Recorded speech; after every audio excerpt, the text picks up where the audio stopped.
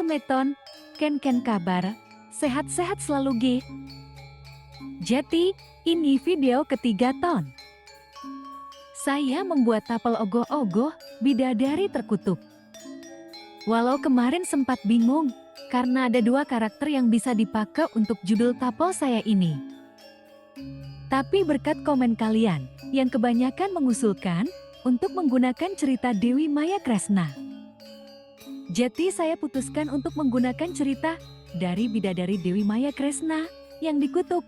Terima kasih komentarnya Gi Semeton. Tapi maaf Semeton, baru sempat upload videonya, karena juga saya tidak bisa setiap hari mengerjakan tapel ini, karena terbentur kegiatan bekerja, dan ada kegiatan lain juga. Mesti begitu, tetap setiap karya harus kita kerjakan. Dengan cinta dan kasih sayang, mulai deh ngelantur, hehe. Ya juga ya, harus serius tapi jangan tegang biar gak kejang-kejang.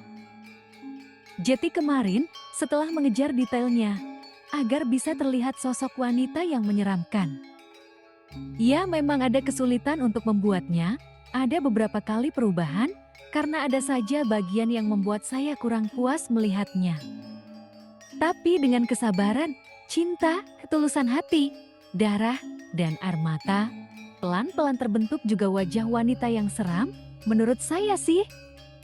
Dan bukan tidak mungkin juga, nanti kalau masih ada yang salah di mata saya, sebelum melakukan pengecatan, tapel ini bisa berubah lagi bentuknya.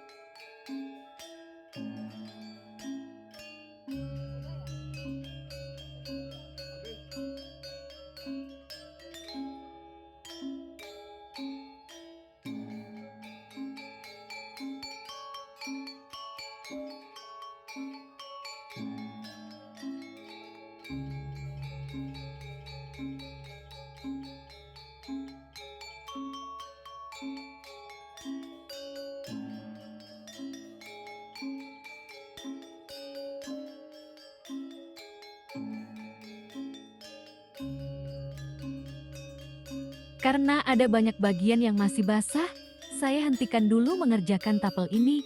Nanti setelah kering, saya mau lihat